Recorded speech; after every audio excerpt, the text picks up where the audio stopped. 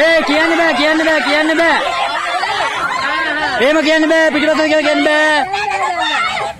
පස්සට යන්නත් බෑ.